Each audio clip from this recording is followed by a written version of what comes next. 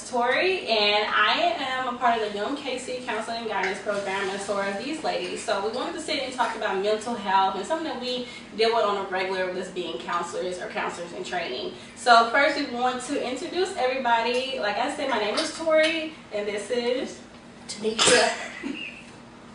I'm Justine. I'm Paris. I'm Yana. We want to talk about counseling and spirituality. I know a lot of people kind of say, like, you know, we can just pray and everything will work out. But yes, that is true.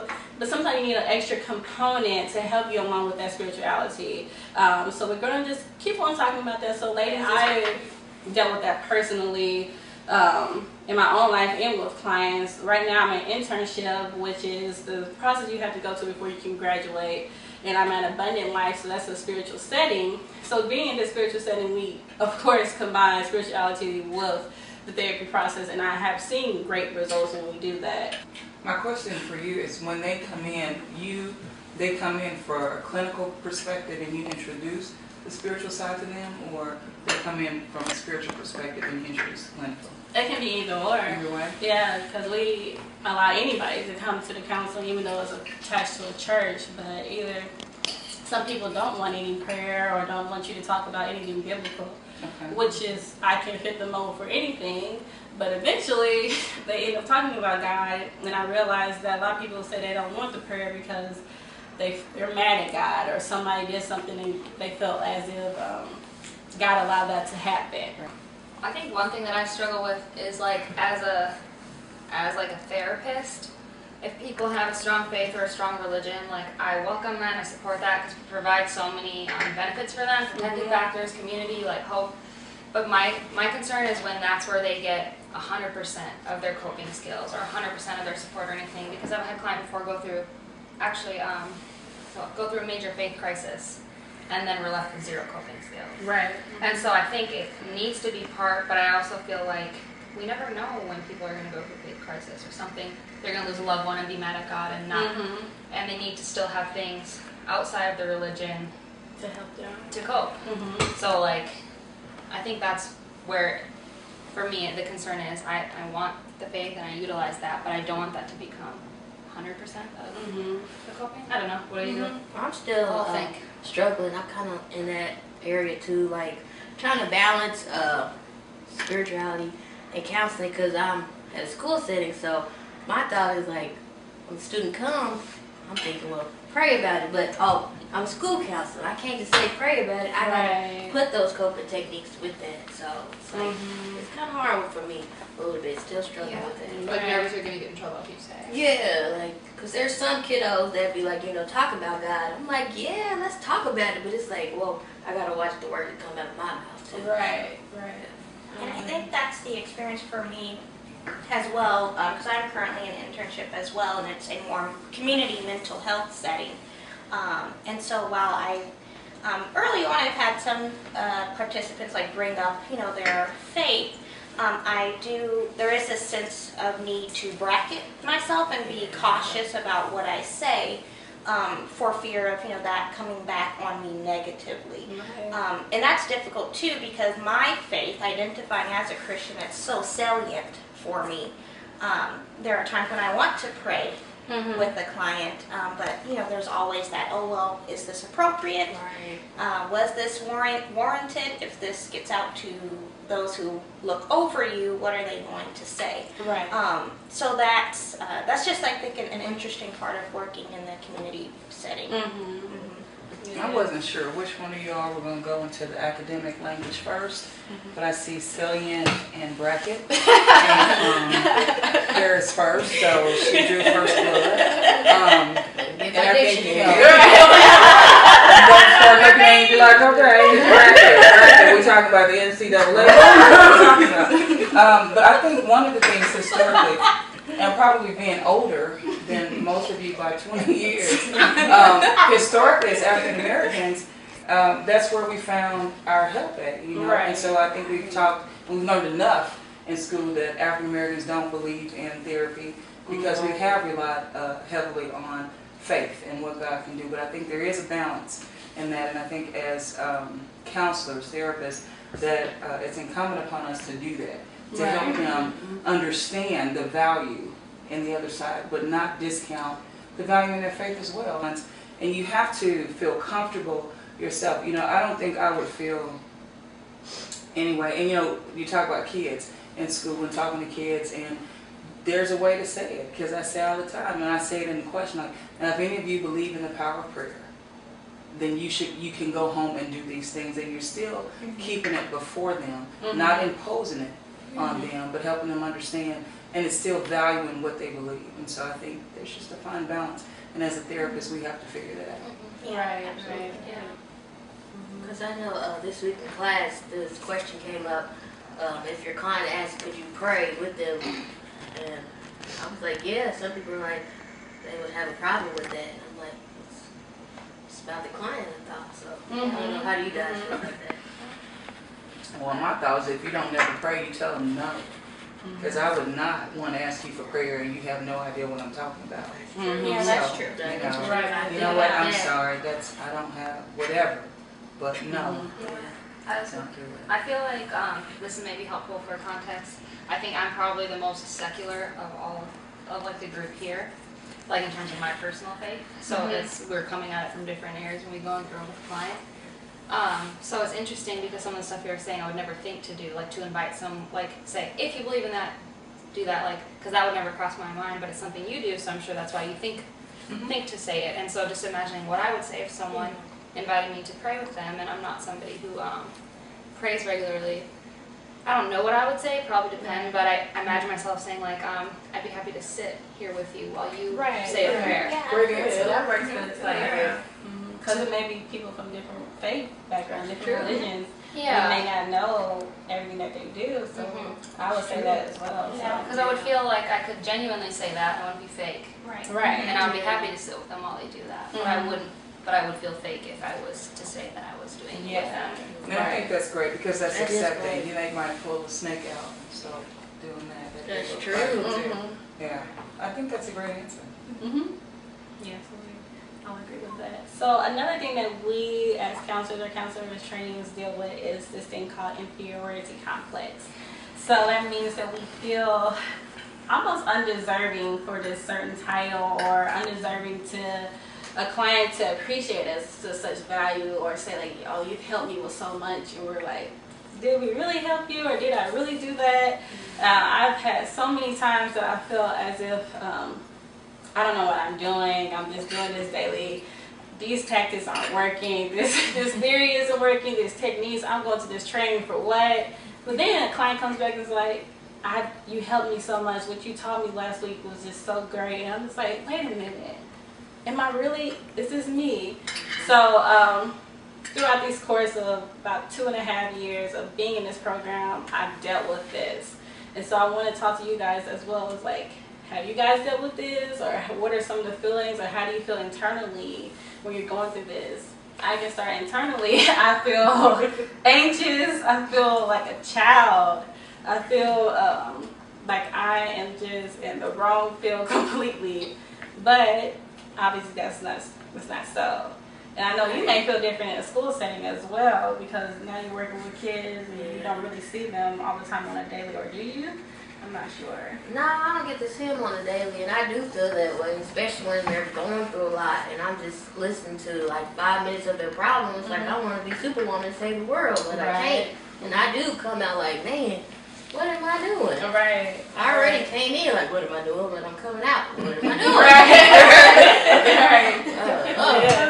I think it has to do with age though, because I don't feel inferior, but I'm almost 50 years old, and so life experience, raising children of my own, that to me has been the key thing for all of this. And where you all are starting, I feel like, you know what, this is the last go round for me. I'm at this is where I'm ending. I'm going to be doing therapy is it. And so you all are young enough that at some point you might say, I want to change my career. So for me, it's not that I don't feel inferior. I think that the emotion I feel is, can I help this person? You know, when you start thinking about and you start listening to their issue and might be, you know what, how do I help them best? But I don't think I felt inferior. Yeah, and again, I think it's life and it's maturity. That's all it is. I think it's interesting you bring up age because I think I have almost kind of an opposite problem as you is, I feel like the age I look, because I'm only 25, but I'm consistently told I look even younger than that. Right. The age I look makes it hard for my clients to believe I can help them. Like, Yeah. if you're asking me, deep down, I believe I could help them. Maybe not perfectly, maybe I'll mess up, but I think that there's ways I can help them, and I feel confident, but I feel like I'm having to prove to them that they That can you trust can, me yeah. because they're like, I have kids older than Same you, here, who are yeah. you to help me? You look 16. Yeah. And I think it's like when you talk about life experience, I think a lot of people assume that the advice we give is based on our life experience, but that's not what we're trained to do. Right. So different life experiences theoretically shouldn't affect how I give you therapy, Right. but they think older, wiser, or there's another like. So I think that there's that too, and how do I Yeah. help them understand that I definitely. I'm not necessarily less equipped because I have Right. less life experience. Yeah, I definitely can agree with that because when I have my file and I see like the client is older, I may come in that day dressed a little bit more, very professional, just so they can see like I am here, I know what I'm talking about, but it's still hard. Like you said, they can have kids our age and they see like you're not married, you don't have any kids of your own, so you have to get through that wall first. And then they like, okay, she knows what she's talking about, but we have to deal with the first 4 or 5 sessions before that's okay.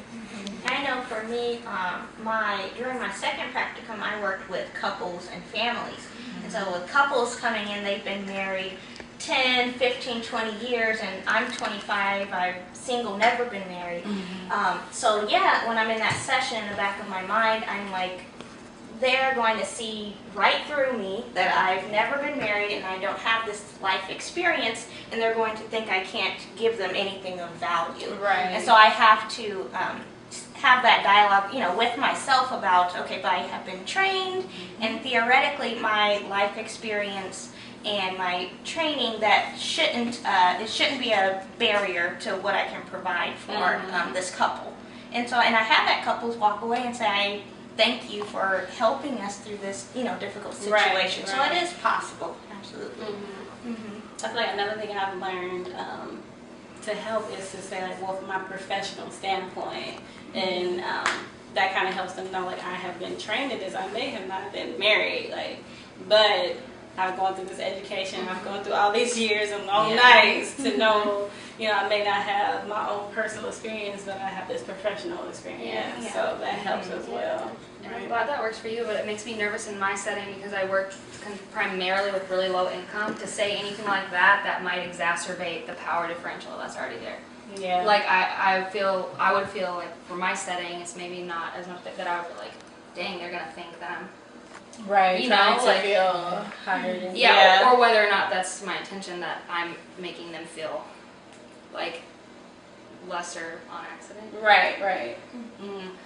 I can understand that can be difficult. Yeah. Not necessarily, if I'm understanding correctly, something that needs to be verbalized in the presence of the client, but I suppose just something that you keep in mind Yeah. while you're in their presence, I would think. But I think too, I don't know if it was Dr. Langer or one of them, they said because someone posed a question in class about being younger and not feeling like they were, and I'll use the word capable for lack of a better word, but intimidated by the fact that they don't have the life experience. And one of the things that they said, and I thought it fits, is you do talk about the training that you've had, because if they ask you, then you address it. You know, Yeah. no, I haven't been married, but I've gone to school, very similar to what you were saying, Tori, for 3 years, and I've worked, and these are the theories that we're working from, and so in terms of that, you're right, my life experience is nothing but my training is. And the other thing I think is going in, being genuine, because most people that I have found, if you're genuine and you're going in and feeling comfortable, not necessarily confident, but comfortable with yourself and what you bring to the table, it eases a lot of the anxiety that both have. It's just being confident in who you are. I'm here to help, and so when you come across like that, most people really want somebody to just talk to them and listen to what they're saying. And you don't have to come in like you have the answers. You're coming in saying, I'm an ear for you, and I'm here to help you. That's it.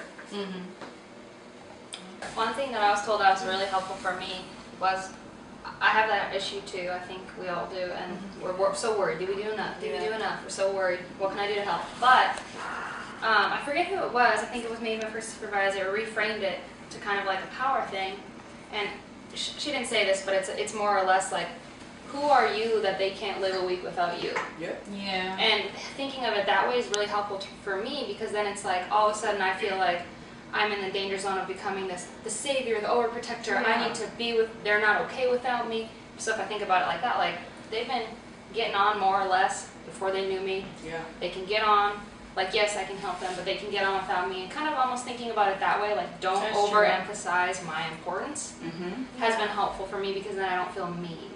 Right. Does it, you know what I mean? Mhm. So that That's was huge. it was a Yeah. game changer reframe for me. I like that. Mhm. Yeah. I'm afraid to say the wrong thing, especially if a student's going to talk about abuse. Don't know what to say next. I know there's a protocol for the school and all that, but I know we're not supposed to investigate as well. So I'm like, what do I say? Right. Yeah, that can be confusing too. Yeah, it is. So I'm just like, when I'm getting closer with the students, I'm like, they're opening up to me, and they might just say, hey, I just want to be honest that this is what's going on at home, and I'm just going like, I want to be ready. So, Do you have at the school that you're at, do you have a system in place where, because at the school I work at, if we're told something like that by a student, we immediately report it to our principal. And then they have a system in place that they do. We're not to call DFS or anything like that. So is there a system like that in place for you? yeah, I think it's a system like that too. But it's just the moment that you're with them. Yeah, You use just it not there, want people, or to something. say the wrong thing. Yeah. It's where you show sympathy and, you Yeah. know, I'm sorry you're going through that. Right. You know, we're here to help you. Our goal is to make sure you're safe. And so saying to them, I'm going to have to report that to the principal because our primary concern is that you're safe. And then you do that. See, you got it. Yeah. You got it. I always just, Right. I always just say to like, thank you so much for Yeah. telling me. Yeah. Yeah. I'm So very true. honored you felt safe to tell me. Mm-hmm. That is big. There's a lot. Because you see the person like grow and you've helped them and they are just doing great. But you just wonder, it's been a year now. What's going on with you? How you guys dealt with that? Yes, Not I yet. have. I had worked with a young lady, and probably the longest time I had spent with my client, because yes, I do have those moments. Even this week, I'm like, oh, that, I know that situation that we were dealing with. I hope, how is that going? I forwarded some resources for her. I wonder if she started to look at those things. I want, I do have that sort of protective thing. Like, I hope what I did was enough to sustain, at least up until this point, or until she was settled enough to find something. Right. So it's an interesting feeling to let it go. Maybe I'm too new to it. I just don't have that struggle yet. And it could be, I'm serious, that Right. I'm with my first client. And as I listen to you all, I'm like, I don't know if I love what you were saying, Justine, about they were doing well or managing before I came into their life. And so that 50 minutes that I get with you, it's for us to share, to help you one step forward. But when the 50 minutes is over, you have a good week. You come back next week. All right, I'll see you next week. And then I'm going on because I'm like, I got a ton of stuff to deal with. I got my own personal issues I'm trying to work out. Am I going to help me this week? Right. And so I'm not there. I listen to you all and I'm like, good Lord. Because that's a lot. And I don't mean that in a very, a bad way. It's just Yeah. like, wow, that's a lot to carry. I don't want to get in that place. Yeah. I don't. Yeah. I think it stems from the relationship, and because Yeah. again, when you talk about time, like you had brought up, it hasn't been much time. It's just one, but when you build that time, there really is a relationship there, a client-counselor relationship there, and so it's having to let go, like in any other relationship in our personal life we can think about when you've been to the point of, oh, it's time to let go, it's time to move on. It's a similar sentiment. I think. Is that when you start breaking their windows out? Well, That maybe not at that was That was a simple example. I was just giving an example. That's when you can't let go. A lot more skills That's not me. than that. I'm just saying. Clear it up. I'll give examples. I feel like that maybe will never happen for you, and that's fine. In a way, it's like good for you because you don't have to work so hard on Yeah, the that's boundaries. true. Like, try not to feel guilty about something that we're striving for. If you know what I mean. But I feel like it might happen because I kind of used to be that way, and I had a hard time relating. And I'm like, am I like a bad counselor that I don't like carry all the shit home every day? Does that make me like bad? But then like now I have a client who I super connect with, and she inspires me all the time. And she doesn't put up with any of it. She reports it. She makes files complaints. She goes to bosses. She does all this stuff. Right. And she like every time she sees me, I have to get my stuff together because I'm just like, you literally inspire me every week with everything you're already doing for yourself. And so I already know when I don't see her anymore, Yeah. I won't be like wondering if she can take care of herself, but I will like miss her because she inspired me. Right. But I don't have that And that's experience with every Well, yeah. client. you Yeah. know? Mm-hmm. So you might have something that hits close to home for you, and you're just like, Mm-hmm.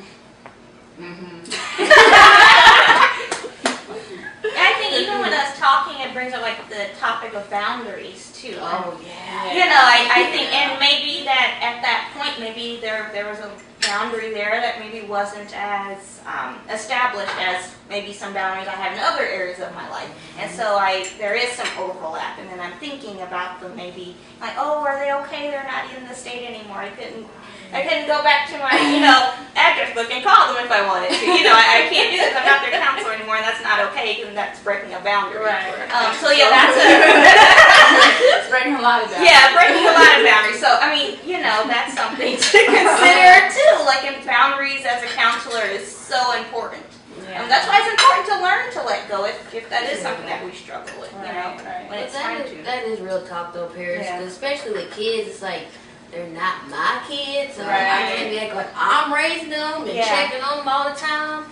Gotta have boundaries. Right. I'm gonna teach a class on how to disconnect. That would be good. That's gonna be the name of it's it. gonna start off with How some to Moscato. disconnect. Yeah, that does it every time. Or what was it, those grape burritos? Hello. Two of them. Right. Yeah, you can have one. I said I'll take two. Okay. Limited edition. So the last topic we're going to talk about is therapists or counselors in training seeking therapy. A lot of people don't understand the benefit of us doing our own channeling and talking to another therapist. So we have our own lives, and then we're juggling clients, and we're juggling work, school. That's difficult, and it's hard to really pour into the relationship that we do have on a personal basis if we're so empty from a client session. This semester I started thinking where are you? I was gonna ask Jeremy if you found that to be true. But go ahead. I'm sorry. This semester I'm done with you. First hand right here. Get right here. I'm sorry. I started seeking my own therapy just to understand and get through my own difficulties and struggles, and graduation's coming up, and what's going to be next, understanding the anxiety I have behind that. It's I already know, but when I talk to a professional and they're saying it, it just feels like so much better. Help me understand, help me work through my own issues, and it's so benefiting. I leave rejuvenated and ready to just be able to handle another day, right? So have you guys ever sought out therapy, or people that sought out therapy? How's that? I did years ago when I was going through an issue with my dad. But in terms of my profession now, I have a good group of friends, a very close circle of friends. And I would have to say that I'm probably more candid and honest with them, and they know me.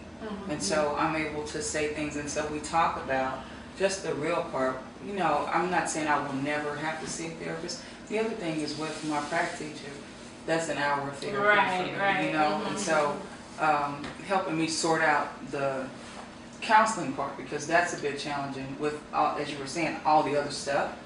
But I probably will at some point, because I think the term is the countertransference, and you starting to take on your clients' issues. And I think once I get more clients and some of the trauma that Yeah. then you'll need to separate Right. that. So I could see that. So what's my main struggle is being at this spiritual setting and having to pray for these clients after every session.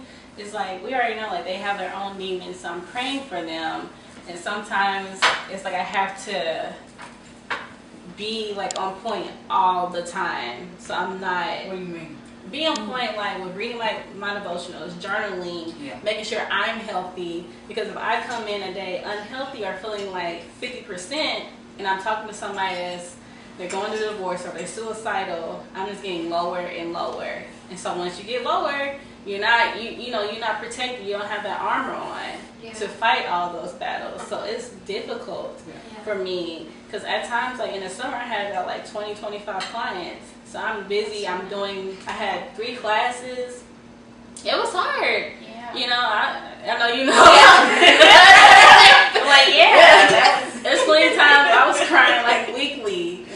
No, I know, Jeremy know. But like, I know. I take a sip. Jeremy Love with the real. That's all I said. I wasn't saying nothing. I was sipping. Anyway, it's difficult. I don't think it's more. I understand the counter transference.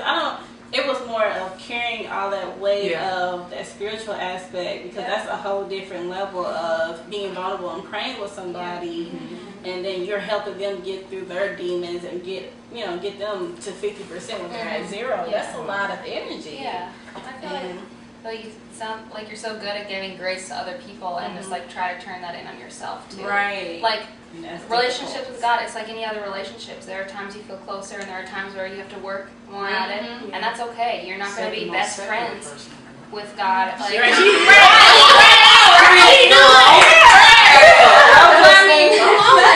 identify as spiritual, not religious. But I feel like just like being able to be like coming in, like if you're struggling with that relationship right now, that's okay. Like you're still real. You know, I know it's easier said than done, and you feel that a lot of that pressure. But just like I feel like even some of your clients might appreciate too that realness. Like I work at it too sometimes. Like that is true.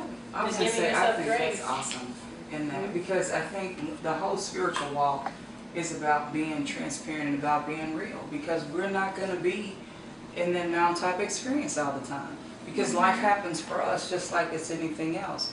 And so as you're dealing with a client, you come home, something's happened. The Lord tells us that, again, you have to cast your cares on Him. Yeah. Because He promises we're going to go through stuff. And it doesn't take you away from your job because you still have to go to work. It doesn't take you from your husband or your family because you still have to deal with them. But it's the grace, as you were saying, of being able to go to Him. I know that's my daughter. Being able to go to Him and get, you know what, if you unplug it and just turn the silent thing on, how iPhones work, just hit that little button on the side, Jeremy, so I can't even hear it. Thank you. That's the grace that we have. And the other thing, too, is to understand that it's not our load to carry. I think that is the biggest thing. And when you start talking about one of the first books that we read that I really appreciated, it talked about the God complex. How as a therapist, we feel like we're here to save the world. No, we're not. Right. We're not. And so you put that in perspective. This is what God has blessed me to do, and I have to give this to people. But as I give to them, He gives to me. And when you talk about the one part about having a journal and read, and you have to be in that place, that's for your relationship with Him to become tighter too. Because He's going to sustain you as you go through it. But every day is not going to be your own day. And when you go in there and say, you know what, and they're looking at you, they can feel you. Because I think the worst thing in the world is going in to see a client and they think you got it together every single day. Because it's not true. We're projecting something false. You know what, I'm having a rough day today. But how are you doing? And so I plan on being extremely real. I do. Because I'm like, I don't have time to play with y'all. Because life happens to everybody. It does. And I'm not going to go around like I have answers to all of this. I don't. I can help you process and help you think and help you look at alternative ways of how to formulate things for you. But I got my own stuff too. And so I'm not going to come in acting like I'm the grand poobah.